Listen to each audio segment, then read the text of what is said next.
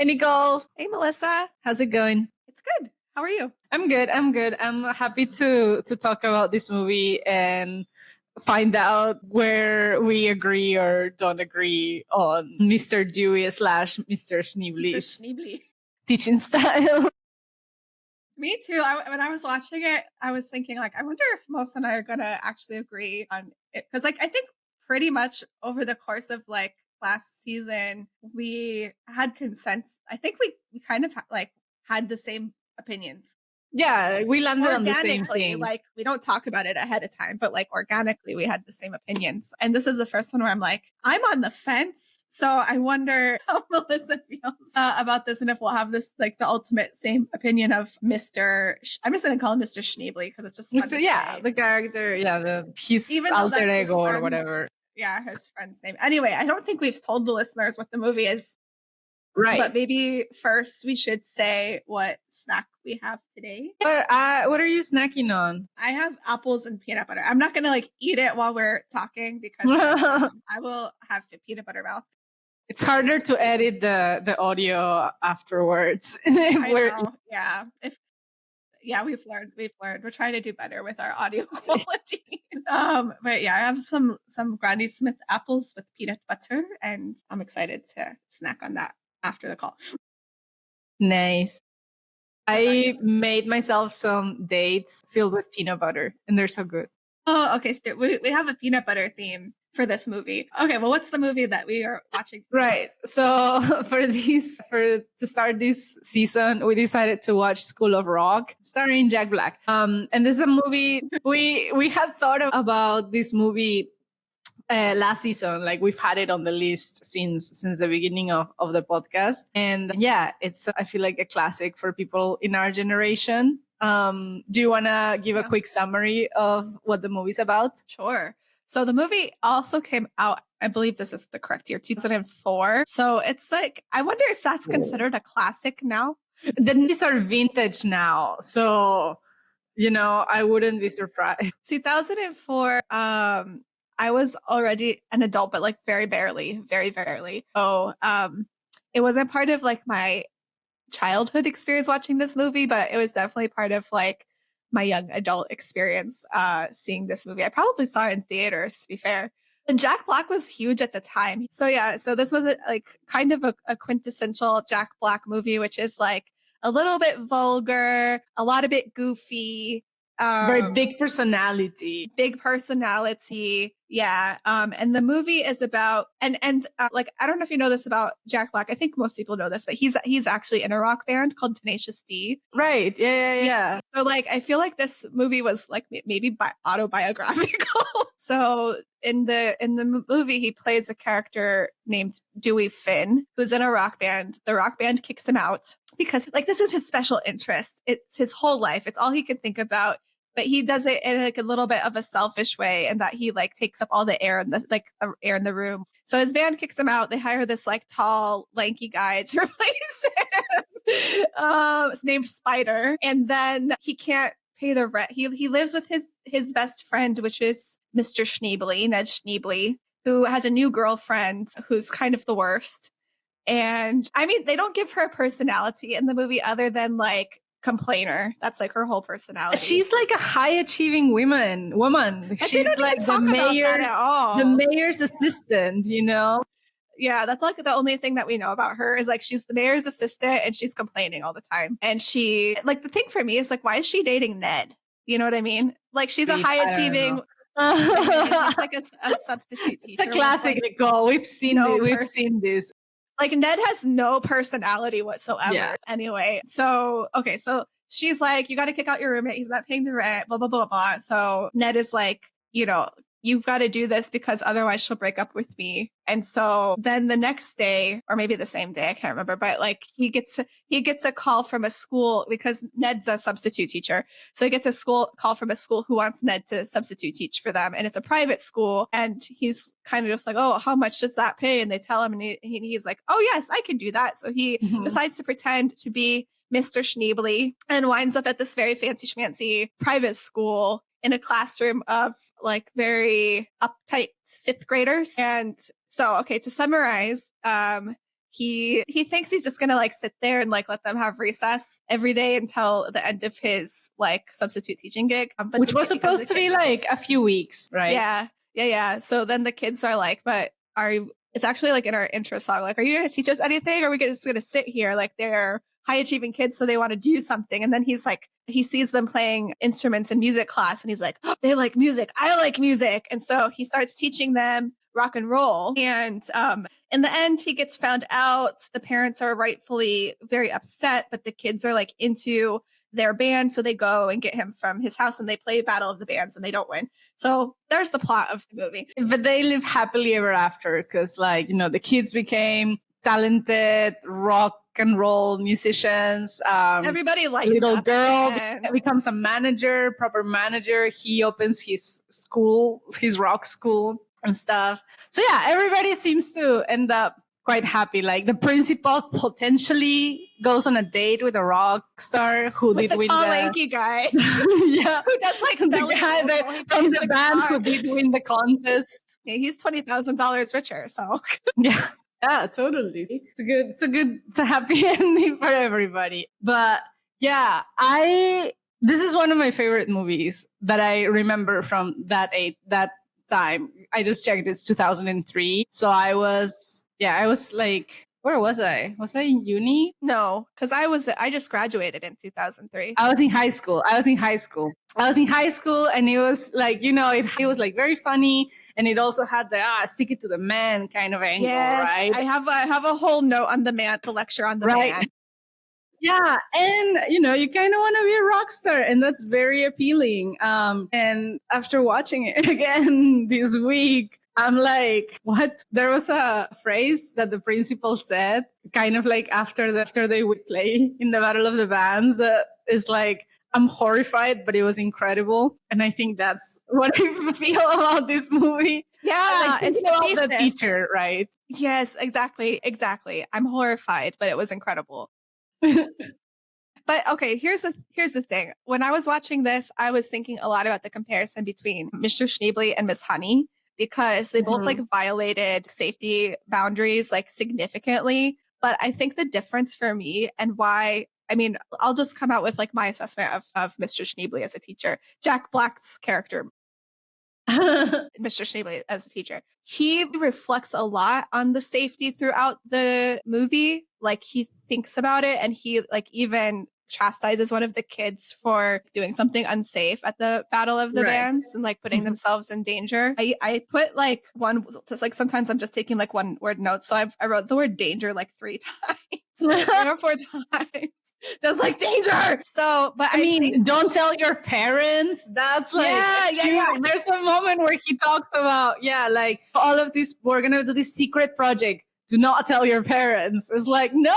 On a surface level, like very, very, very unsafe, and could have been horrible. That's why like horrified, but it was incredible, because actually I think that he had the potential to be a very good teacher and uses a lot of very progressive teaching methods, even though he doesn't know that he's doing that.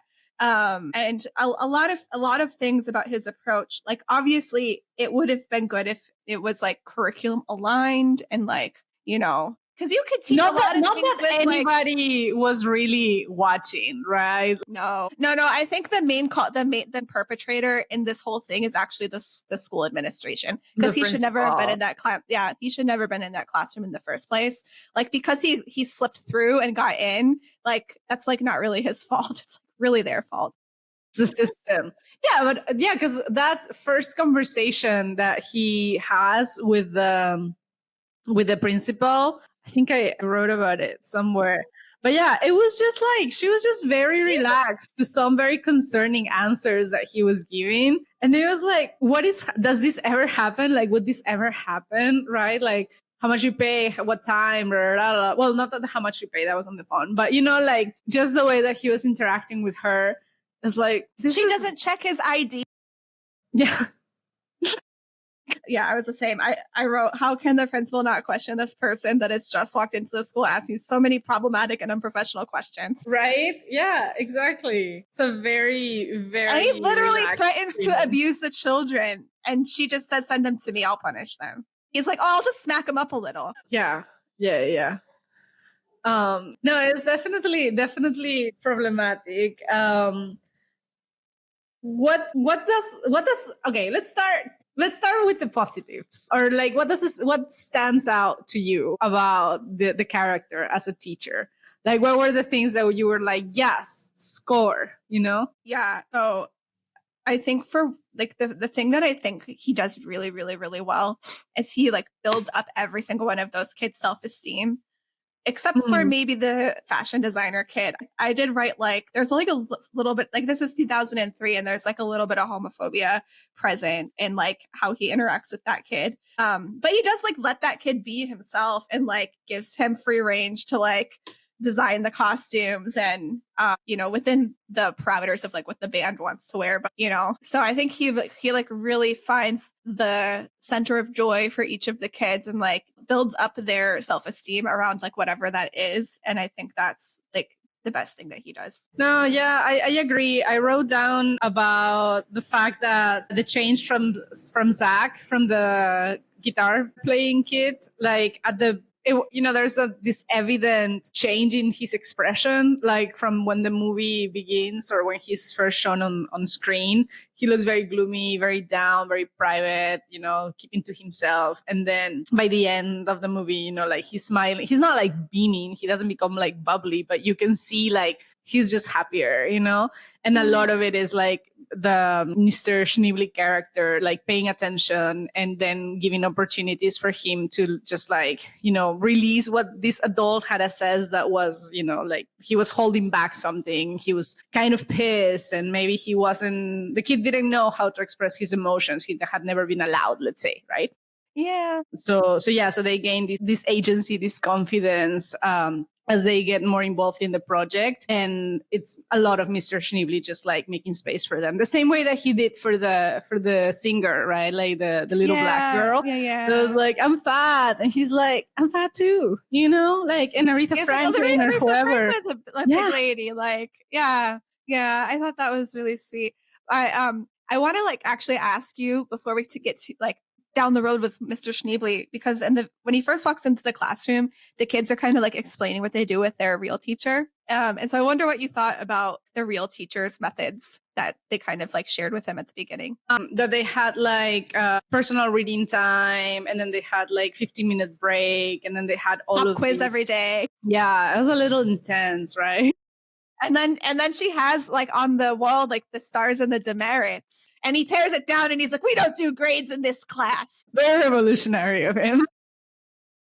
And then he goes on his like the man lectures. Yeah, I was just like when I first heard about like the real teachers teaching methods, I was like, this is a fancy private school, and usually they're doing. I mean, maybe not. I don't know. I wasn't teaching in 2003, so I don't know what was going on in private schools. But I feel like they should be teaching more progressive methodology if they're, like project-based learning, like it's actually what he does is project-based learning, which is what like IB schools do. So I wonder if they did any research about what goes on in fancy schmancy private schools when they wrote the script.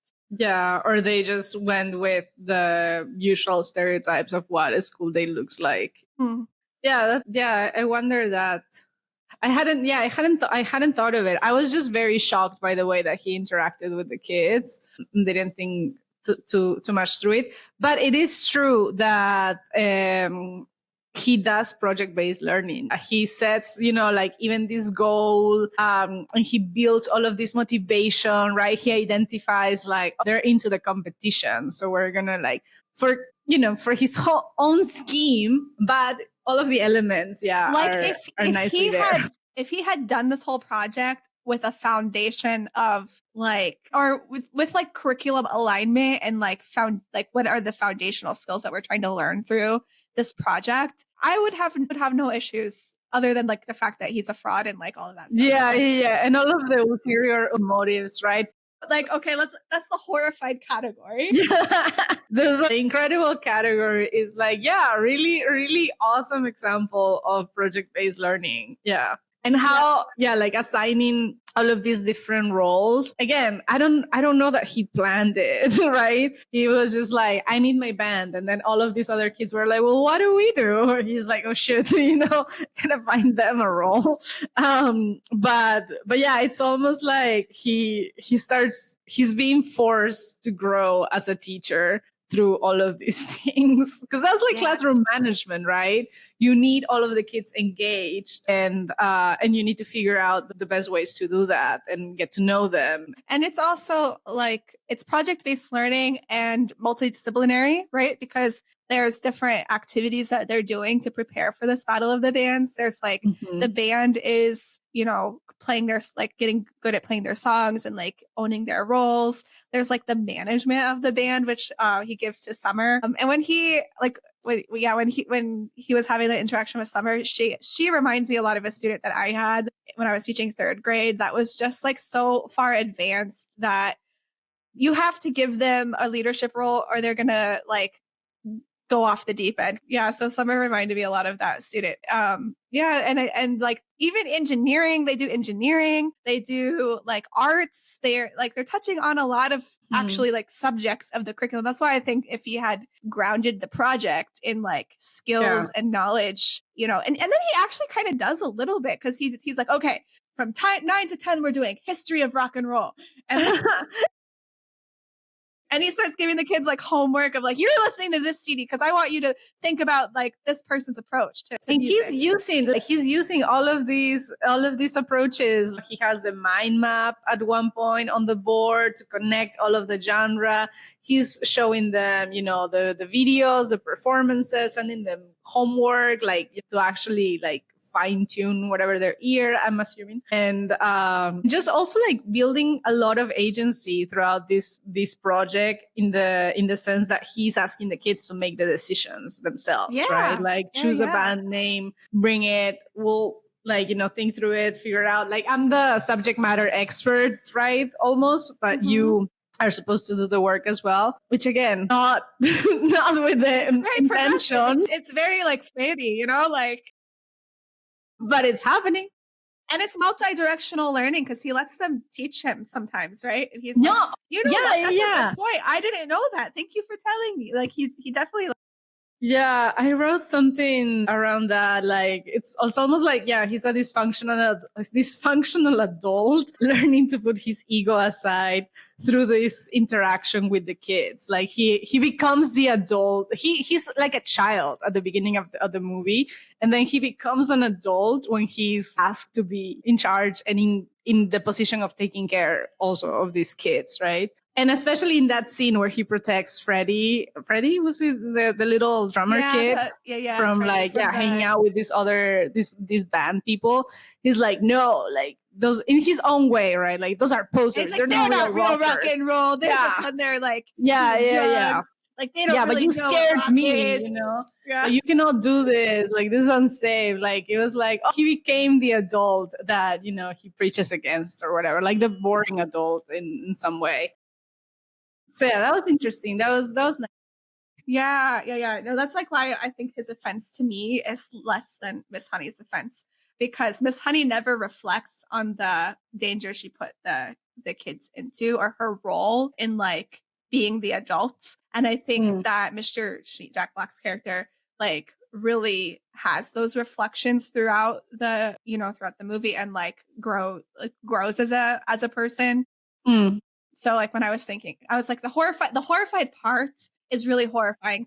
But I think like the actual bad guy is not Mr. Schneebly, who's kind of ignorant about the safety issues, and he becomes like more cognizant of them as he, progresses as a teacher. But really, the school had huge problems in terms of. Let's talk about the horrifying things, because I was thinking about that. Is nobody checking on his curricular plan? Nobody stopping by the classroom, or like there's the one report from another teacher that's we heard some music, yeah, and then they go check, but.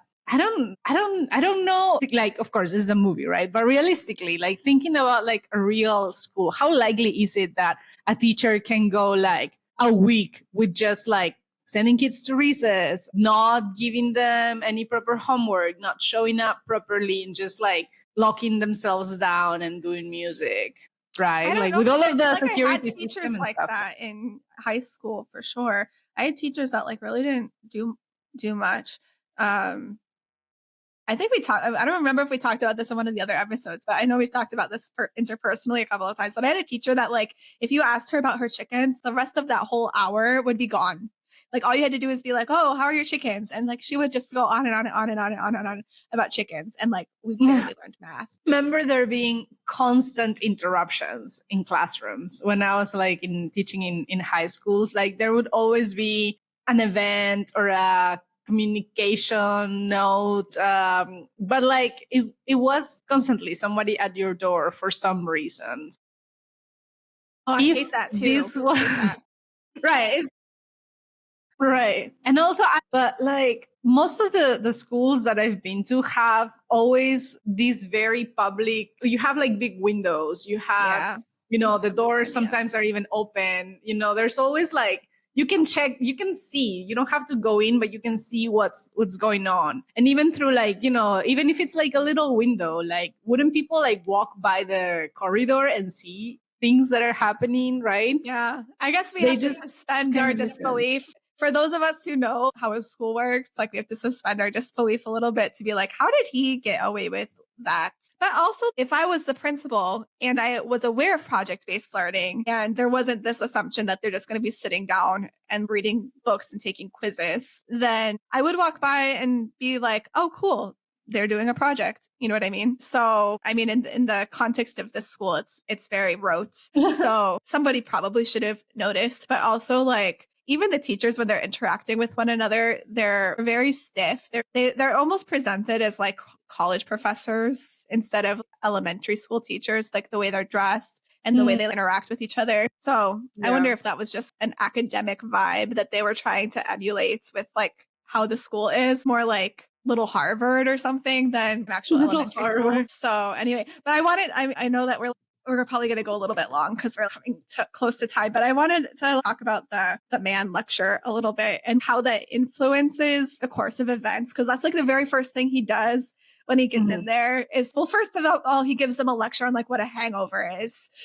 First of all, the first things is that he's terrible to kids. He calls them nicknames, like he tells them to shut up. And it's not great. Yeah. It's very disrespectful to the kids. And also, like, it just almost feels like he doesn't, like he's there to babysit, they're not like real people. They're just like tiny. He's like, I'm going to sleep. I have a hangover. Yeah. Do you know what a hangover is? And then I think it's Freddie. He's like, it means you're drunk. He's like, no, it means I was drunk yesterday. And then I can't remember how he gets on about like the man and like stick it to the man. But one of the things that came up for me with that lecture is that actually, I think it's a really good lesson. I think, especially in these times, we need to be, it's very like anti-establishment. It's very like anti-capitalist and, and also, this is kind of how the world works and you can go with it and like be disillusioned,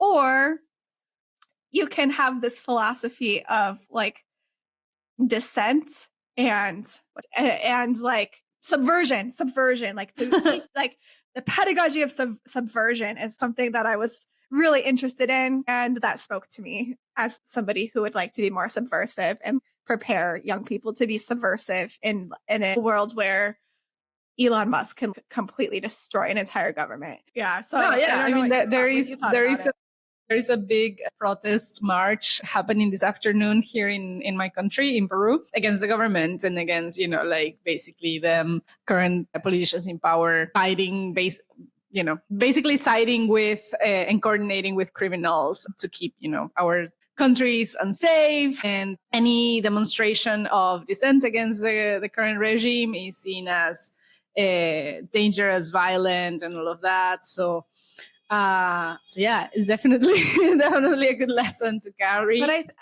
I think it's like also like the pedagogy of it. I don't know. I mean, this is like one of those things where I will go look it up later to like see if there's like such a thing. Any like the pedagogy of subversion. But like one of the things I really like that he does, like as part of this, I saw it as a lesson that was like ongoing. Like he does different parts of the stick it to the man lesson. But one of the things that he does as he's like trying to instill this like subversive nature in the kids is he's like, I'm the man right now. What do you want to say to me? Oh, yes.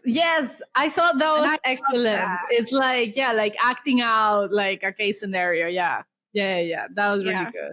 And then he turns that. Hate you. You're stupid. No, yeah. And then he turns that into art, right? He starts singing with it, and he really presents like music as a way to get all of these feelings out and to get all of these thoughts out, and makes it okay and makes it powerful as well, right? Yes. It also like made me think of Kendrick Lamar and the art of just being angry and getting out your hate of like a person or a situation or something, like whatever makes you mad, and turning that into something instead of letting it eat at you from the inside. And I thought that was a really good lesson. I feel like we could probably produce some kind of curriculum of subversion from the example of this film.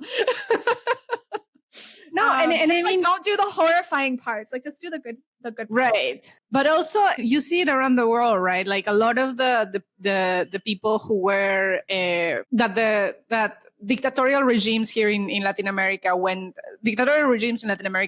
after a lot of artists. You know, like governments and dictatorships disappeared artists, disappeared intellectuals, writers. So there's, you know, like art. It's a cornerstone of the fight against these authoritarian regimes. So it is very dangerous. Yeah. But yeah, it was. And also like education plays such a huge part of like suppressing dissent, right? Because if you're just teaching, like the way the school originally teaches, that's how you create robot citizens, right? It's like, this is what you memorize. You know, like you're just like filling somebody with information. You're not teaching them to think for themselves or to ask questions. Right. And that kind of stuff. And that's the school at the beginning. And then the school at the end is like really more along the lines of resistance pedagogy, or like teaching people to be critical thinkers and take actions, and also to express themselves and express, you know, what they're upset about or interested in. Yeah, and that it matters, right? That it's okay. Just to kind of wrap up and not go too much over time, I'm wondering what you thought of this moment at the end when the whole facade starts falling down and the actual Mr. Schneebly's girlfriend calls the police and shows up. The police shows up in the school when he's talking to the parents, right? And everything's starting to come out. And it turns out that she had called the police and they have this discussion. I thought that was a very sensible thing to do. Like, I wrote something like, it's annoying, but she made the adult thing by reporting him, right? Like that was the adult thing to do. This was a very dangerous situation. So I was like, oh, good. Somebody behaved as an adult. Yeah. What did you think of that? I mean, I don't like her personality as like a person because she's kind of annoying. But I think that's the script. I don't think in real life, I think these people are more multifaceted. But for sure, I wrote that the parents are rightfully mad. The principal should be fired for sure. For sure. She's a terrible person. There's nothing about her that makes her a good principal. Yeah, no, I think that's like the horrified part, like, right? Like all of these people that are upset that probably in real life he would go to jail for some time. Like, well, the other thing is like at the end, the parents are kind of cool with it because everybody likes to see their kids perform, like, you know, and it like, was an incredible impact thing on their like their self-esteem and like I always cry with that scene, like especially when the little black girl starts singing and the parents are like, oh my god. You know? She's so good. She's so like that is a little girl. And she's like walking with such confidence, you know? Yeah. So, I mean, I think that's why the parents didn't press charges. I think in the real world, I don't know if the parents would not have pressed charges, at least on the school. On the school for sure, right? The school for sure. I don't know to what extent that Mr. Schneebly could be accountable for the things that happened because he wasn't in charge. Like they let him do all of the things that he did. Like nobody told him not to. They said he could take the kids on a field trip. They let him in the school. He was teaching the kids. So, I mean, he might have broken school policies and be fired for that. But in terms of legal accountability, I'm not sure what he did that would be considered illegal because he had permission to do most of the things that he did from the school. So I think really it's probably the school who would be sued. Yeah. And I think probably they did. Probably they should. Probably they should be sued. Yeah. But yeah, I think like calling the police and protecting the kids, that's ultimately, he's not, and also like from the perspective of the friend, like this is someone who's doing identity fraud. I guess that's the thing you could go to jail for is identity theft, right? Like identity fraud. Yeah. He was going to cash checks and everything, right? Yeah, in someone else's name. So I think that's probably what they can get him for is like identity fraud. But then his friend like gets a job with his School of Rock. So I don't think he's going to press charges either. I'm happy that he found his happy ending with his proper School of Rock and stuff. The way was not ideal. The way was not the way. I think, okay, he's a terrible example of how to put your foot in the door to get a teaching job. Don't do that. Yeah. Don't do that. In terms of like... No, but kids will change your life, right? Yeah. It sounds like we landed on the same things. Horrified. I wonder like if we're ever going to be totally divergent in our opinion. No, there's gonna come a day. It was interesting to watch, and I enjoyed it nonetheless. And what are we watching next? Next time, we're watching a Korean drama called Black Dog: The Life of a Teacher. Is that the subtitle? I always forget the subtitle. I think so. Yeah, it's called The Black Dog, and we're watching the second episode that is about working for two departments simultaneously and becoming like overloaded as a teacher. So that should be really interesting. I've never seen the series before. Me neither. And we love a good like Asian drama. So there's always like a lot of really juicy drama to chew on. So I hope that that's what we get to see with that episode. And I don't know, I feel like we might need to come back and do a part 2 on School of Rock at some point. I just feel like there's so much here to like dig into, but I know we didn't really talk about something that I thought that stood out a lot was how much the power that teachers have, how kids will listen to the adults in their lives. Yeah, we might have to. All of the responsibility that entails. We might have to come back to this one. Yeah, because I feel like, there's so much in my notes that we didn't even get to. But I think the ultimate lesson is that project-based learning is a good methodology for engaging students, building up their self-esteem. You can learn from Mr. Schneebly's methods. Don't learn from how he gets his life choice. Don't learn from his life choices for sure. Yeah, it was a good watch. I'm glad we did this one finally. Me too. Thank you, Nichole. It was lovely chatting with you as per usual. Thank you. All right, we'll see you next time. Bye.